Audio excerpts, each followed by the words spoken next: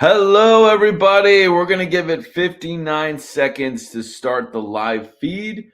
We're going to talk about what is coming to San Antonio, around San Antonio, and there's some developments that are happening in the housing, and also where are we going as in the direction of San Antonio of our house price is going to come down, our interest rate's going to come down.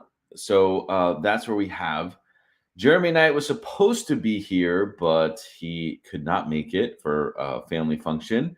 So I have Mina, and Mina's coming on the channel. She's a fellow realtor, a great realtor, very knowledgeable, also has a YouTube channel, and she will rock it. So just give it another 29 seconds and we will begin.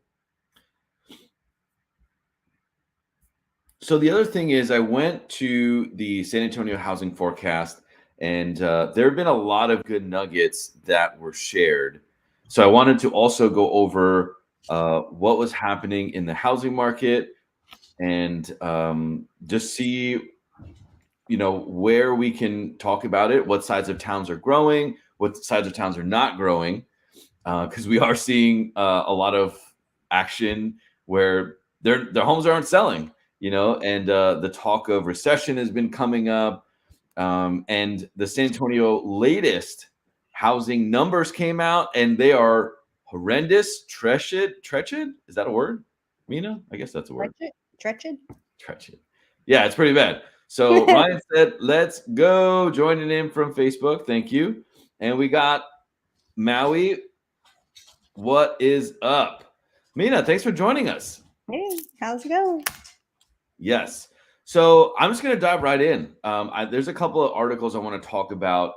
But the main thing that I want to start with is the slashing of prices. What are you seeing in your area for slashing of prices? Like pre-owned or new home construction? Both. Both. So a lot of builders are offering tons of incentives, 30,000 off, with builder incentives with like a strike down on price. Just depends on where you're going. Pre-owned, I think a lot of people are still overpricing in the market compared to like what's actually being sold in the last 30, 60, 90 days. So you're starting to see, homes dropping in price, $2, $3, $5,000. But I just think it depends on strategically where they're pricing, of course, on the pre-owned homes. And I do think new home construction in this market is still a little overpriced. So the incentives are definitely, if I was getting those incentives, the 30,000, I would be putting it all towards the price and just pay my own closing costs. Absolutely. So there's different ways you can put the money when we talk about the slashing of prices. So like Mina said, you can put it towards closing costs, but what the builders don't want you to do is that the last thing they want you to do is lower the price. I mean, because when they lower the price and then somebody locks it in, they closes, most of it becomes public information. Texas is a non-disclosure state, but the appraiser can use comparables for other homes in that neighborhood. And if they're opening up phases and different builds, they're going to have a lower value, and that's going to piss them off. But they are. I mean, I'm seeing slashes everywhere, and we'll give you 20,000 and all the stuff. Mm-hmm. I mean, it's getting people in the door for sure, looking, but option wise, I think in this market, a lot of people are leaning in the pre-owned homes, which, you've seen the market. We're active in the market, you and I. So we see how many people are, looking at homes and how long they're sitting there. Right. Yeah. And I would love to pick your brain about the subject twos that are coming on the market. These are amazing investment opportunities. So we're going to dig into that. Also, foreclosures. I have an article that's saying foreclosures are up 115%. So we'll definitely talk about that. Brian, thank you for joining us from YouTube. Where do you see pricing for custom home builds on the Northwest side? Mina, what do you think? I mean, depends on who the custom builder is, right? So depending on who that custom builder is, it's going to be quality, right? So you're paying for quality products. I mean, materials are still inflated. So that cost has to go out to the consumer because the builder is going to take the bite when they're building it. So I know I have friends in electrical and plumbing and stuff, and they're like, look, our prices are still up. We're still paying these prices, but how are we supposed to extend that out to the buyer and the consumer if we're taking a hit in our pocket on the back end? And so a lot of people start changing, who they're using as vendors because they're looking for, a better deal, but it's still costing them the same amount of money and parts, when they're buying it Right. and doing it. So Exactly. So there's differences between fully custom, semi-custom, and of course your traditional production home. So those three things, there are differences. And Brian, if you're talking about a fully custom home, man, I've seen prices from $230 a square foot to $300 a square foot. So it really depends on what you want in the home. And I would definitely bid that work out because there's a lot of builders that are not building as much, so they might be incentivized to get you a better deal and bring a realtor with you, of course. And then there's semi-custom where you can basically walk into a model home and say, hey, I want this lot, I want this house, but I want an extra 10 feet in the master, I want the center island moved. And those are kind of semi-custom homes. And then of course your production homes are the the KBs, the Lennars, where it's like, oh, great, here's a house, but you can literally change nothing about it. It'll be ready in a year. Yeah. Awesome. Yeah. So let's talk about a little bit the since we're on the builder subject and whatever questions you have that, or tend to builders or prices, drop them in the comments because, we're here for you guys. We want to talk about and answer your questions and what's going on in the market. So I'm going to bring up this article here, and it's from the San Antonio Business Journal, which I love me some San Antonio Business Journal. And let's see, I'm just trying to sync it here. There it is. Share screen. Okay. So San Antonio Business Journal, home builders cut prices, offer incentive to keep sales up. So there in this article, it's talking about how low can we go? That is the big question because in the housing forecast, Zonda, which is one of the real estate advisors for statistics for the White House, and she's obviously got a lot of data to share with us. She says buyers are on the fence because they're watching price drops, and it's almost like at this point it's like a movie. It's like you're just watching, like, okay, I see this home just got listed for $300,000, but let's give it a week, and then it drops the price. Let's give it a month, and then they wait till the rock bottom price, and if it gets sold, it's like, I'll just wait for the next one. I just feel like there's not a lot of motivation, but I actually don't blame people. Yeah. So in this article, it says, in addition to reducing base prices, Horton, which is from, I guess, Kindred Homes, are there any Kindred Homes on the north side, on the northwest side by you? I can't think of any. I know they're in the Converse area and I think up in New Braunfels, but it says Horton said the builder also offered buyers $15,000 to contribute towards interest rate buy downs or closing costs and had to increase to $25,000 over the holidays. So they bumped the price up, but only gave 15 back. Yep. Okay. So the other thing is that the margins are not wide in production housing, which I don't know, talking about you, Mina, but I've talked to builders and they were like, you know what? Like, we have a bottom number. We're obviously not going to tell you, but Right. I feel like they have to make something, right? They do. Let's not be foolish. Like, if you really were to build a house from scratch, I don't know if you've ever priced out a home from scratch, but materials, depending on size, of course, there's a lot of factors in place, but you could have the trades come out and have framers come out and do your house for like $100,000 if you know the right people. And of course, material supply and square footage. But I mean, I have friends that have built big homes for that, just calling out trades and then framing it themselves. So Yeah, exactly. You could try to frame it yourself and build it yourself.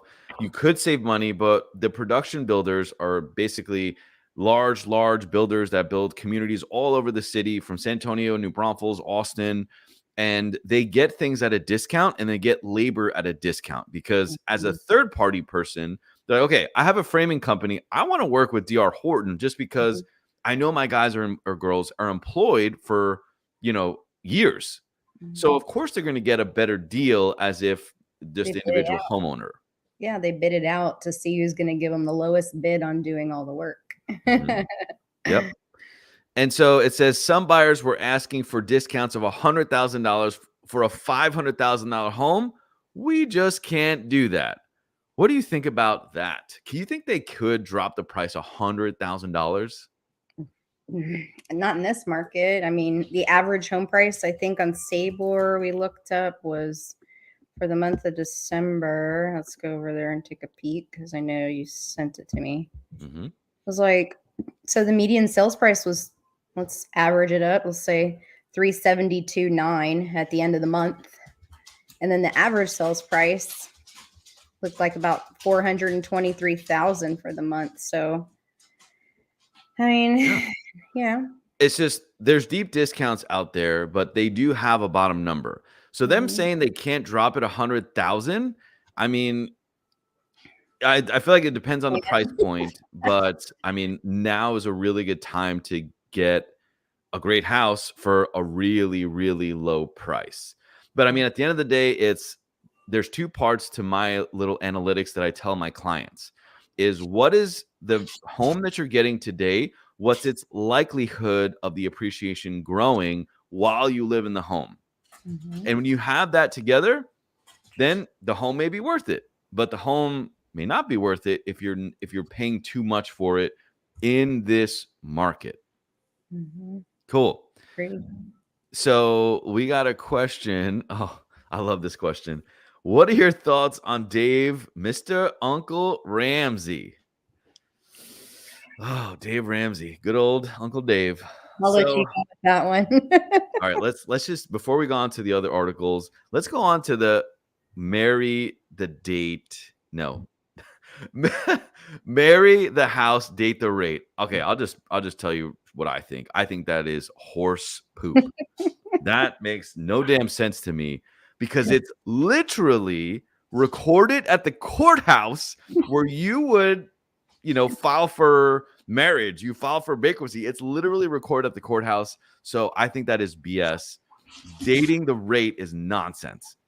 Because let's say the feds meet and they say, you know what, we're just going to test it. People are still buying houses. Let's go to 9%. What are you going to do then? You can't refinance and then have a bigger payment and then prices may go lower. So I think Dave Ramsey has some valuable points, but the whole date the rate, marry the house is not smart, in my opinion. What do you think, Mina? Yeah, I don't know. That's an interesting concept, I think. I mean, at the end of the day, when you're looking to buy a house, you should know how much money you want to spend on a monthly basis. And I would rather purchase a home with a lower price, even if the rate was higher, because I could refinance it, right, to a lower rate as long as I have that sales price lower. But if I'm buying high and getting a lower interest rate, then I've still overpaid for the house, even though I have a lower interest rate Yeah. versus paying for the house right here and having a higher interest rate. And I can turn around and I can refi that high interest rate, but I can't change the sales price. Yep. So, Yeah. Yeah. And not to get into the sub two mortgages part yet, okay. but I mean, yeah, that's what happened last year in 2022 is, when rates were in the threes and there were still bidding wars, we kind of accepted it and said, oh, well, the bidding wars are going to stay. Might as well pay more for a house because it's a great rate. But then Yeah. 6 months later, the rates doubled. It was a big smack in the face. Thank you, interest rates. Yep. It was not fun. Good old So bond market.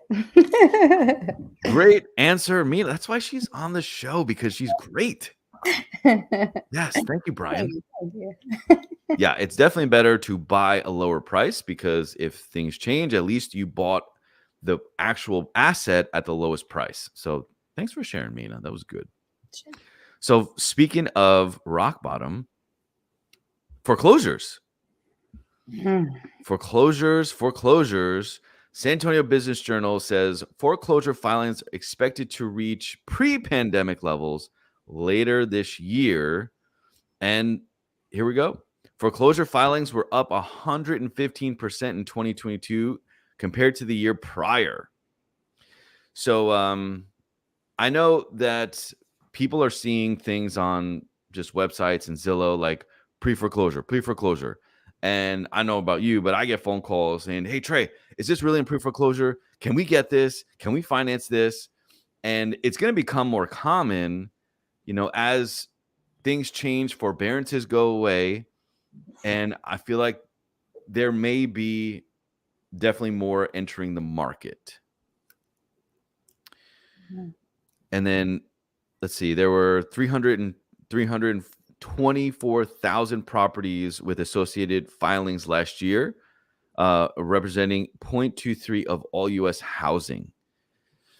This is scary stuff. Like, I mean, I don't wish for anybody to get into a foreclosure. It's horrible, but it's just the aftermath of such a big change in the market, in just a short amount of time. Yeah, for sure. Are you seeing any foreclosures or any kind of short sales on your end? I've seen some short sales. I already had a couple of clients. They sent me some properties and I clicked it open and it said short sale. And I thought, oh man. So I went into MLS and started trying to pull up to see how many short sales, and they are starting to trickle out. So there's a couple agents I think that are kind of heavy hitters in the short sales here in San Antonio. So I'm starting to see them come up. Yeah, absolutely. I mean, it could be a great deal, but then there's also the scammers, which they say it's a foreclosure just to get people to bid on the house when it's actually not in foreclosure. So I would definitely verify that before that. So on the note of foreclosures, what has been more common, I know you and I talked offline about subject to properties. Can you go into that a little more, Mina?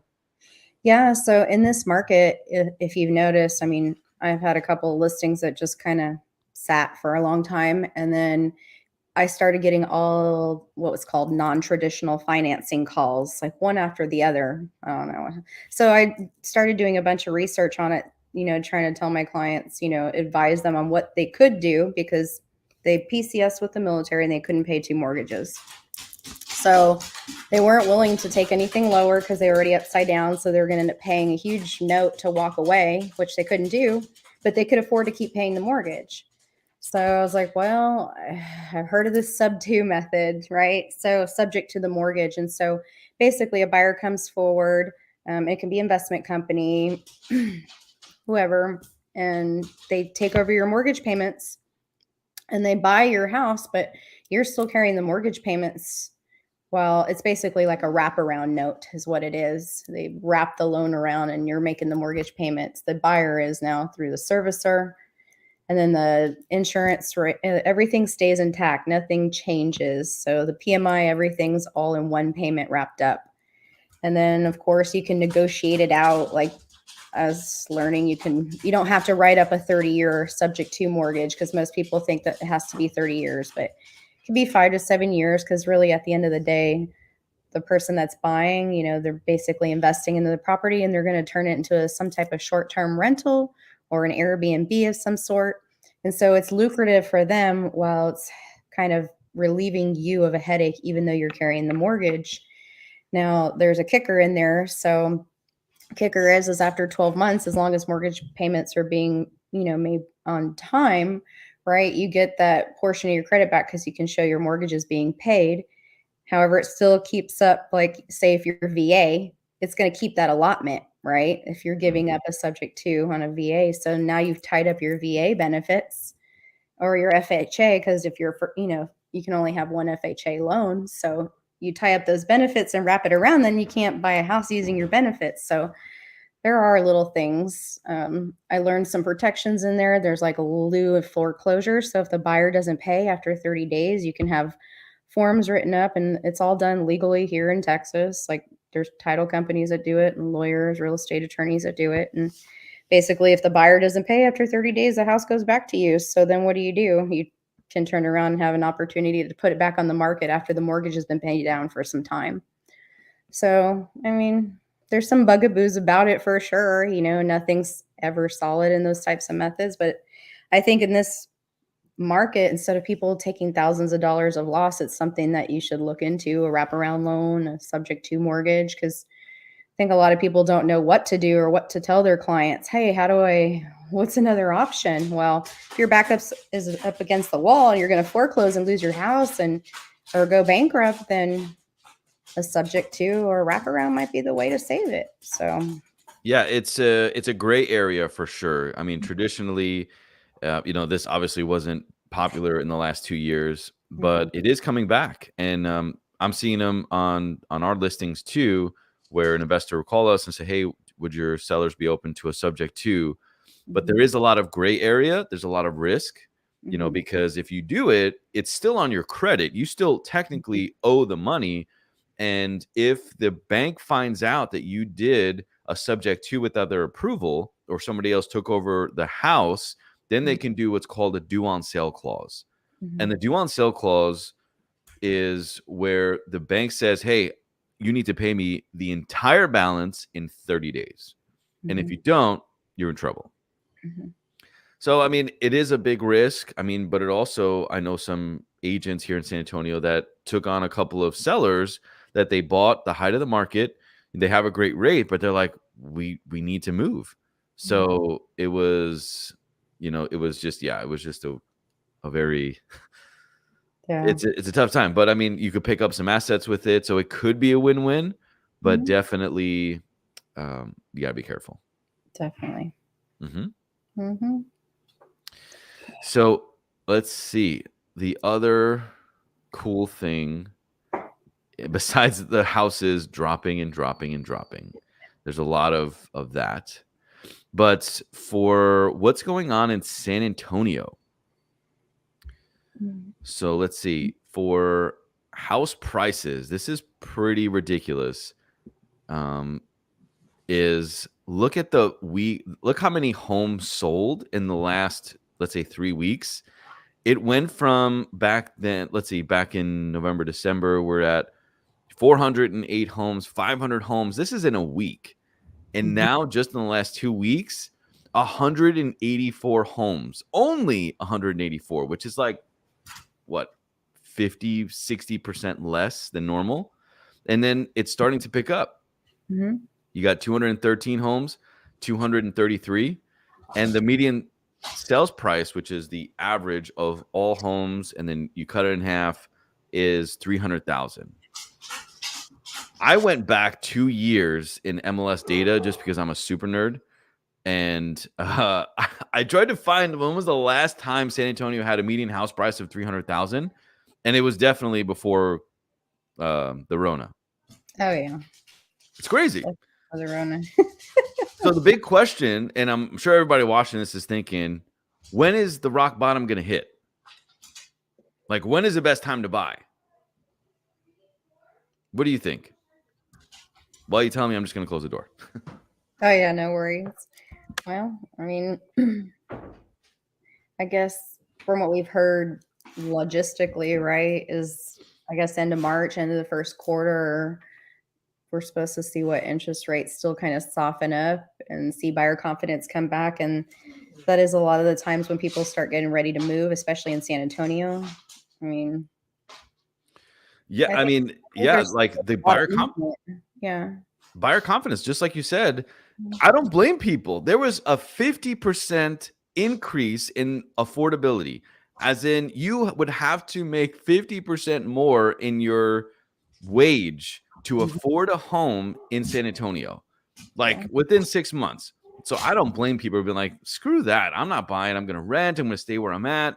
So it was pretty not fair. But I mean, look at 300,000 median house price. Now went up to 335,000, and also the number of units are kind of steadily keeping still. Now, if rates go down, I think prices are going to go up. I think it's going to be like a seesaw. Yeah. Yeah, I think, well, I mean, if you look at the type of inventory that's on the market, I feel like I've looked at almost everything, at least on the Northwest side right now. There's not a lot to pick from. Even though there's a lot of houses on the market, like if you want to really be picky, I mean, your choices are pretty bleak. So if we are to go into some type of, hey, like people want to start buying, rates are low, confidence starts coming back, it's going to start driving new home sales again because there's not enough homes on the market to sustain any type of need coming in because we have 3 months of inventory. It's Right. really not a lot.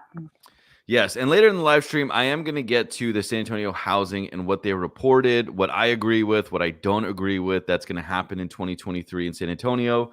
But let's take this question from Maui. What's up, y'all? Opinion on 20-year-old getting into real estate market, but only looking for properties that cash flows. Absolutely agree on that. Yeah. Also, BC market top tier for places to invest. I don't know what you mean by BC. Let me know what you mean by BC, Maui. But 20-year-old, you need to get into real estate. As a wise investor told me many years ago, it's not timing the market, it's your time in the market. So definitely recommend. And there's a lot of investment properties. I don't know about you, but I'm getting a lot of wholesalers or trusted real estate investor advisors, whatever you want to call them, Yes. are shooting deals to me all the time. And I'm telling our investor clients about the best of the best deals. I'm like, hey, I would definitely, invest in this. And this one is a hell no, not worth it. And this question from Brian, where do you see all inventory going over the next 6 months? Where do you think inventory is going to go?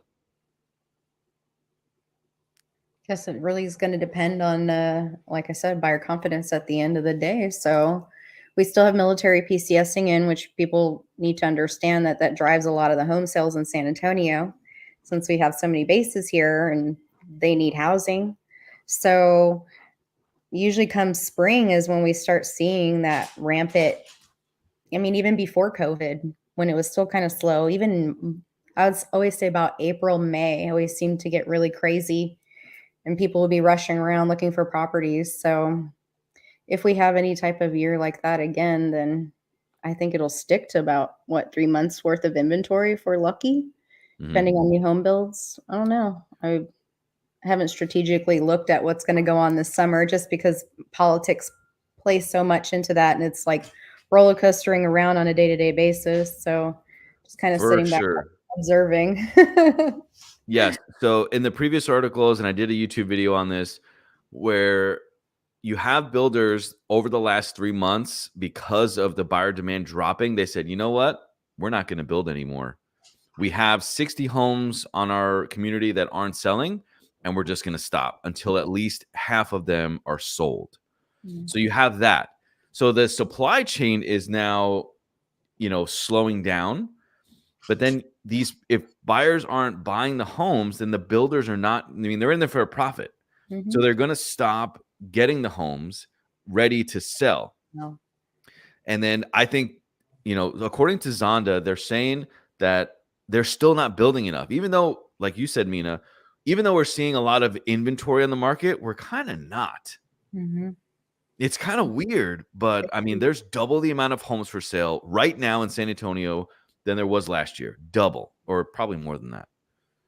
And there's still not enough technically. And I know for our clients, they're like, we see the houses we like, but we don't have a lot to choose from. And I'm glad that you said that, because it's like, it must be happening. It is. This is all I've got. This is all you sent me. I'm like, yeah, that's all that's available. That's all the people that are willing to sell their house. Look at Scott. Scott, you're awesome. I know you're talking about Mina, not me. Your videos are awesome, by the way. Thank you, Scott. Thank you. So Scott also says, I'm going to leave back as a realtor in 2023 with First Choice Realty. Go First Choice. Also, in my first home buying year with my lease ending December 2023, Any advice on home buying throughout the year and selling homes? So what kind of advice do you have for the home buying throughout the year and selling? For like personal or like as a realtor? Yeah, I would clarify there, Scott. Personal home buying and selling, or as a realtor, home helping families home buy and sell? Let us know. Oh, he said yes, both. You want to go first, Mina?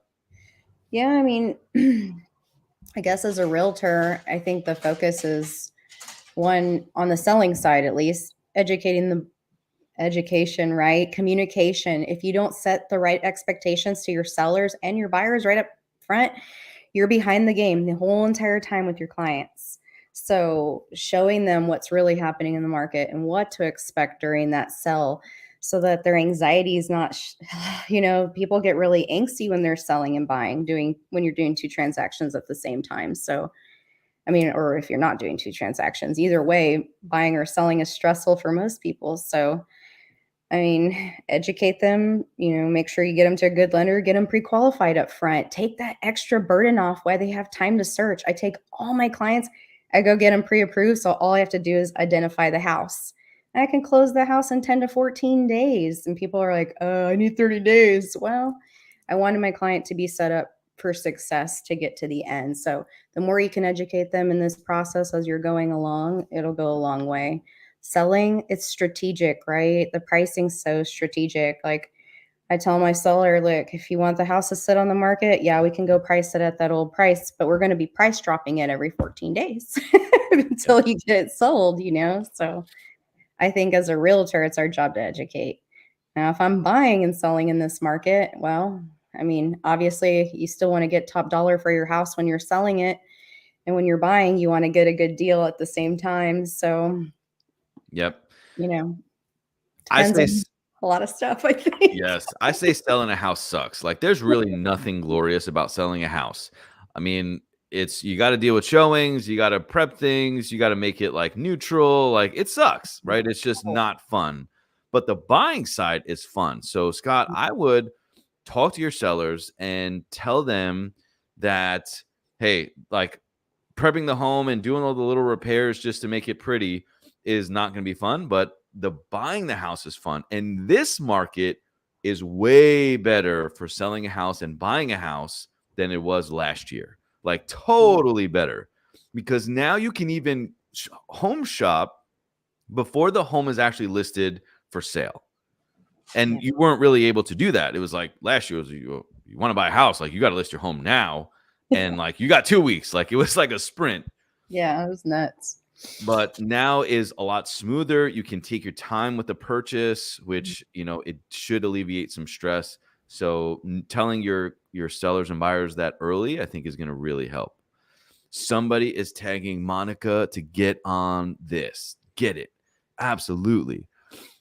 My mentor, Whitney, is definitely trying to pre-approve before even showing. Yep, you absolutely should do that. Mm-hmm. She says, knowing Trey. Yep. If it's the same Whitney I'm thinking of and she's in San Antonio, I know Whitney. She's good people. Very smart. Thanks for all the good advice. Glad I caught the live stream random. Hell yeah, Scott. Go out there and kill it, brother. Thanks for stopping by. So on to what else I was going to talk about is the affordability. I know I mentioned it earlier, but affordability is really a kick in the private. I mean, it just sucks how San Antonio was named just very, very poor affordability. And, because of all the changes that happened.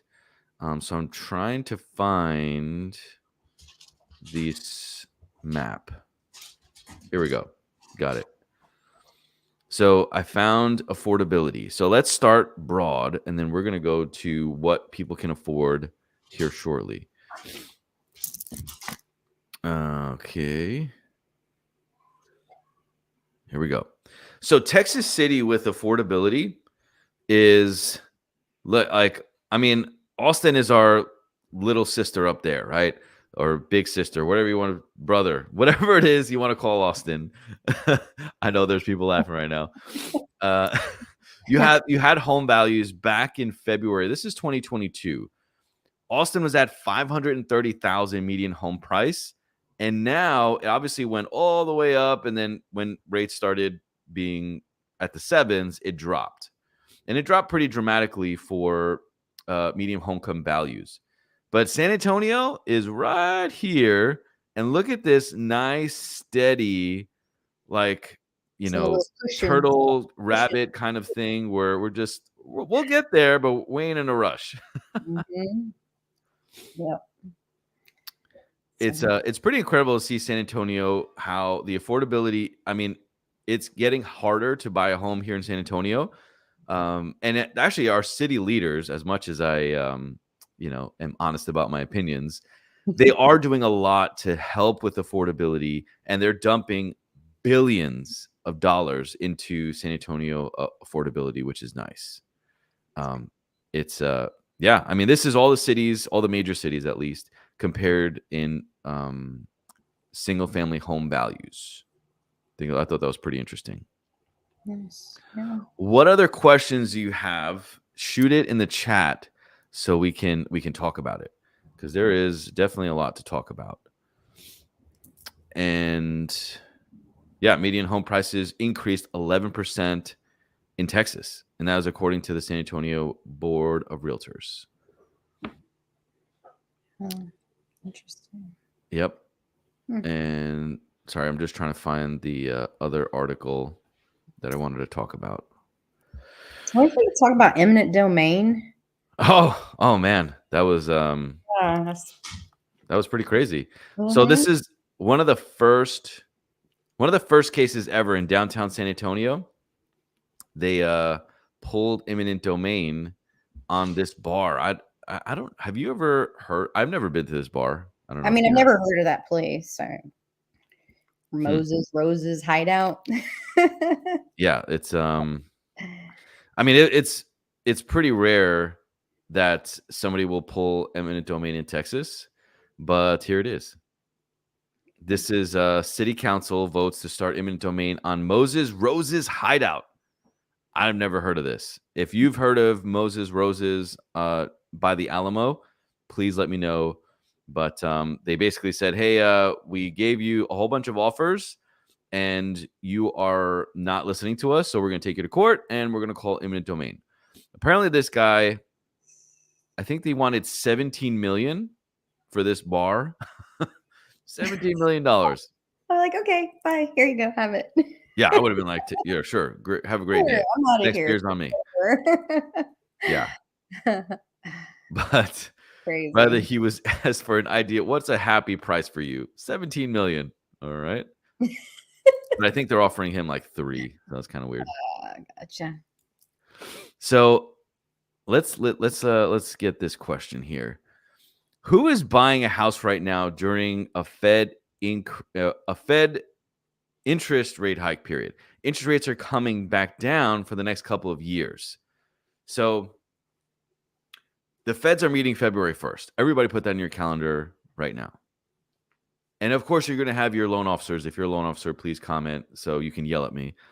But the loan officer is like, no, it has nothing to do with each other. Okay, I get it. It doesn't directly have correlation with the Feds or not, or how they raise rates. I get it.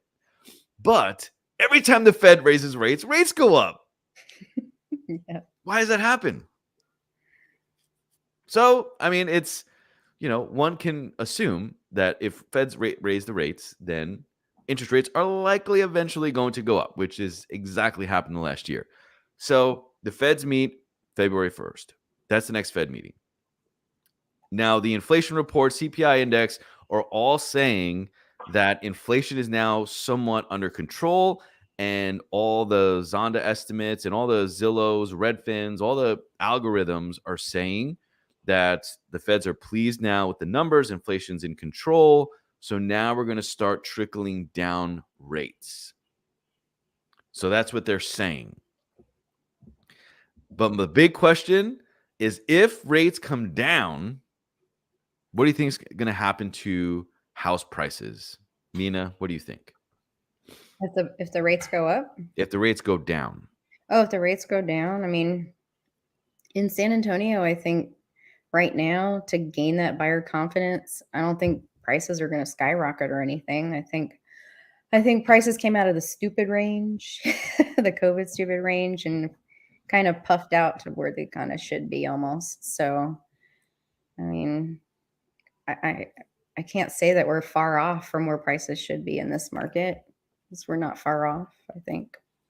So, You because think they're just gonna stay level? I mean, why would they increase unless there's a huge demand like we had during COVID? I don't foresee how can they jump the prices up if there's not this crazy buyer demand, because the inflation, right? Buyer demand went up so high, they started to charge more because there was less available for you to grab. So if there's more availability for you to grab it, why increase the price just because the rates are low? No, because you still have to have that buyer, that drive, that, the law of supply and demand. Yeah. Right. Yes. So on this Fed Reich and what's going to happen the next 12 months or so, what's really interesting about the San Antonio housing forecast is TxDOT, which is Texas Highways and Department of Transportation. They said that they're dumping, I don't know what it's like, $2 or $4 billion. Who knows? That's a big number to me anyway. But they are dumping this money in infrastructure changes, infrastructure of San Antonio specifically. And if you look at the in-migration, it's coming from Austin. The number one in-migration county coming to Bexar County right here is Austin. So Jeremy and I had a live stream the other day, and he was saying that they're not improving the infrastructure in Austin. It's almost like Texas knows that everybody's going to move to San Antonio. So this is why they're investing so much. Gosh. Could I be wrong? Could I be right? You're right. I mean, they are expanding the highways. There's so much construction on 35. It's unreal. So It's crazy. yeah, a few of my clients last year were coming down from Austin because they're like, we're not paying these prices in Austin. We'll just come work here or relocate our job here. Most of them were nurses, so they just relocated here. Love it. Yeah. So Brian says, any thoughts on rentals? I see a lot of multifamily homes going up everywhere. Do you believe rents will go down, or is this additional capacity covering our current increase in population? Damn, good question, Brian. That was great. So I'll take this. Go for it. I think because we have double the amount of homes for sale, we have houses sitting on the market not selling, that sellers are like, you know what? I wanted to sell it. My house isn't selling. Screw it. I'm just going to rent it. And it's happened over and over and over. And at the same time, you have lots of multifamily complexes coming to San Antonio because of the demand and the expected growth, that those two factors actually lowered rents overall in San Antonio. We dropped about $100 a month.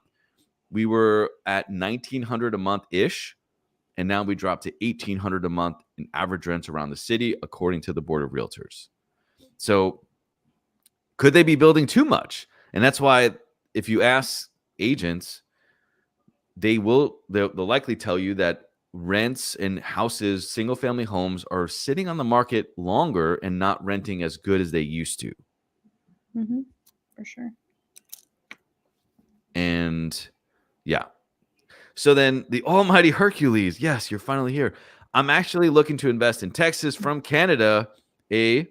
Have you seen much success in San Antonio buying new development properties for short-term rentals? I saw some going up near Von Army. I think you correct. Yes. So I love my Canadians. I have a lot of Canadian friends, also investors that are Canadian.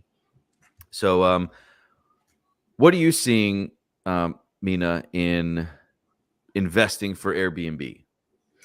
Actually, I have lots of clients that have leasing rentals, and they turn around and Airbnb it out because they're making more money on the back end than they would be just renting out to a single family for 12 months under a lease. I even have some people that buy a house and then rent it out to someone else to Airbnb it out and then get paid a piece for them Airbnb-ing it out, and I'm seeing it a lot. I think I've seen 6 in the last 3 months just in my sphere of influence that happened. Yep. And then just to go over a little of the growth that's happening plus the permitting process, because not a lot of realtors know the permitting process for Airbnb. We help our clients with the permitting process, but there's a type 1 and a type 2 permitting process for Airbnb. I'll just go over this real quick. So the type 1 is if the entire place is rented and the whole house is available. Type 2 is where you live in the house and you're just renting out a room. So with the type where you have vacancy throughout the whole house, they cap you on a limit. I think it's 12.5% of the neighborhood can only be Airbnb. I think that's right. 11.5, something like that. And yeah, so there is a permitting process. We are very familiar with it. So if you would like to know more, shoot us a message. So then David says, yeah, 50 basis points for even 25 basis points hike towards terminal rate. Rates will continue to drop slowly, in my opinion. David, you're not alone, brother. I appreciate the comment, and I think you're right. I think they are going to go down, but nobody has a crystal ball. And David said, I think house prices will go back up because there is no flood of inventory for sellers and buyers. Demand will pick up with the lower rate. So here's something that we have to consider too, is you have people that bought and they locked in at 2.5%, 3%. And if prices start to go back up because rates are lowering, they're not going to refinance. They're not going to want to sell their home. Right. Because they're like, I'm sitting on a 2-3% interest rate. Like, why the hell would I want to move? Of course, if life happens and you have to move. Sure. But yes, I agree with you, brother. So then Maui, are there any small towns around San Antonio expanding and growing, such as Converse, Unosa City, and Cibolo? That is my favorite areas. I love me the Northeast side. My good old neighbor Elon is coming with Tesla and his factory. Oh, that's my bread and butter. So yes, the biggest nugget, Maui, to take away is St. Hedwig is probably the biggest boom that we're going to see. That is a nugget for you. You welcome. That was for free. And what about the Northwest side? Northwest side, kind of, I think going towards Rio Medina, Castroville area, going down the corridor. Yeah, like those suburbs out there. Like, what kind of developments are you seeing over there? They're doing a lot of new home construction going out that way. You're seeing a lot of farmland being torn up, going down like Petranca Road outside, going towards Rio Medina. They're dropping all kinds of new home subdivisions out there. They're just clearing out the land, getting it ready for, whatever builder's coming in. So if you're going down like Bandera 16 going into Helotes, there's really not a lot going out that way. I know because I live out that way going towards Pipe Creek. D.R. Horton did make their attempt to come out here in Bandera, and they went into Bandera River Ranch and just picked up a few lots and built some houses out there. But other than that, it's pretty quiet. It's pretty quiet out our way. Yeah, I think there's not a lot of infrastructure improvements on the Northwest side that I could see. And there's not a lot of business development that's happening. There's a lot of residential, which is great because obviously the need is there, but I just don't see any big developments happening on the Northwest side. And I did a full YouTube video on Northwest versus East video, and I did shorts with it, just people chewing up each side of what side is better and why. So I love that video. That's cool. But yeah, what is coming is I feel like a lot of people in you sell on the Northwest side more than I do. I grew up on the Northwest side, so There you go. I saw it when it was all farmland and nothing and just trees, and watched it slowly over the years and just tear it down and build up houses. And now they're expanding the highways. So there's not a lot of shops like in, little grocery centers and stuff like that. There's no major mall out that way, so there's still room for improvement for sure. I feel like the amenities are on Culebra 1604, and that's where the traffic is. Yeah. Well, the damn traffic. Yeah. But I feel like people who reside on the northwest side or far west side, whatever's area is, they work probably on Lackland, or they're retired military, or Boeing is a huge employer, USAA, the UTSA. So there's and also a lot of remote workers that live on the northwest side. So I think the northwest side is cool. I just don't think it's the best side. I'm more of a northeast guy. It's more calm on this side of town. Yeah. Oh yeah. Definitely not as much developments on what's going on the northwest side. Mm-hmm. So housing forecast. Let's get right into the last 10 minutes. So just let me know what other or let us know if you have any other questions. But I'm going to dive into my favorite part of this live stream, which is the housing forecast. I probably did or did not have permission to have these slides. I don't know, but I took my cell phone pictures. Don't judge me. But so yeah, we heard from Ali Wolf, the chief economist of Zonda. They have a lot of information here.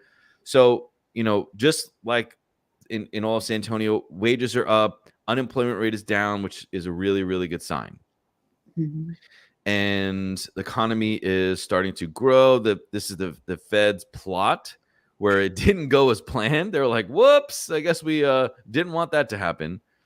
So this is what drives mortgage rates, according to Zonda: inflation, the Federal Reserve, expectation of where the economy is going, number of active investors, I'm assuming in the secondary housing market, and alternative investment opportunities is what they're saying that is doing that. So existing home sales are obviously really, really down. I mean, I've never seen 100 homes sold in San Antonio in a week. That's like unheard of. It used to be 400 or 500 a week, but obviously it's down. And if you compare San Antonio to other cities, new home sales are down 44%. Austin, the worst. Not Austin is the worst, but Austin is 49%. They just have the worst tacos. You have Dallas down 35% and Houston down 32%. Mm-hmm. And so home contracts, there was a lot canceled. I'm trying to just give you the gist of this. Just let me know. Let's see. They got a couple of questions, but just keep them coming. I'm just gonna drive right through this. So the pricing. This was a big topic. Is buyers are just waiting for prices to drop.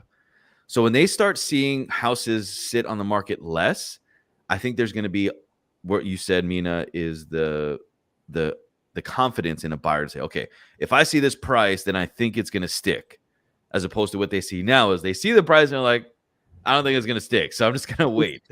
See what kind of deal you can get for me, Mina. See how many dollars you can get off that purchase price for me. Yep. Shit. Okay. Yeah. Yeah, absolutely. So here's just active listings, sold listings that are sitting in the market, but we already knew that. And QMIs, this is where the bread and butter of the best deals are coming. Are you guys ready for this information? I don't know if you're ready, but if you are ready, give me a 1 in the chat. If you're not ready, give me a 2. So quick move-in homes. So QMIs, or quick move-in homes, I know it's a cool little acronym, are 52% up from 2019. And if you look at the major metros, of course, Dallas is number 1 with the most homes ready to go and are just sitting and just waiting for you to buy them. Houston, then Phoenix, and of course, San Antonio had a 91% change of homes just chilling on the market, not being sold. I love it. They got a 1. We're ready. That's insane. 91% of change. Wow. That's a lot of homes just sitting there ready to be bought. So new inventory is coming, but we are watching how quickly they are absorbed, because you have homes sitting in the market. Of course, people are price dropping, incentive. But this probably will stop at some point. And when they do stop, we haven't been building while this is going on. So I feel like there is trouble coming, right? Yeah. Yeah, looking at this, yeah. Absolutely. So these are the units that are being constructed, and we are seeing, holy moly, 210% change in Sarasota. I'm glad I won't live there. But we have San Antonio at 177% change for units that were under construction and then stopped. Mm-mm-mm. That is a problem. Let's That is see. a problem. Let's see. Let me get through a couple more of these slides, and then we'll get to the questions. So this is exactly what we said during this live stream. Is as soon as it'll come up. Come on. Computer's frozen now. It saw my excitement and it just said, Trey, you need a break. Just stop flipping the switches. So anyway, the next slide, I don't know if it's going to come up, but it was talked about a buyer's strike. So buyers are technically on strike, and that's what they're seeing. You can't see it on that bottom slide, but they are on strike. Let's see if I can pull this up another way. But let's see if it doesn't pull up, it doesn't pull up. Oh well. There we go. Yes. Okay. So buyer strike. So FOBATT stands for fear of buying at the top. Who here has fear of buying at the top? I sure do. I definitely have a fear of buying at the top. Nobody wants to do that. So I think it's good conversation to talk about not buying at the top and talking about just trying to get the best deal imaginable. When we talk to our clients, we're like, hey, we're going to try to get you the best deal. So like, don't feel like you're in a rush. We're not in a hurry. We're not going to jump on something right away. It's just not the market for it. So they're worried about a bubble, recession, and of course rates. And 90% of homeowners have mortgages under 5%, which is like the sleeping giant that we keep talking about.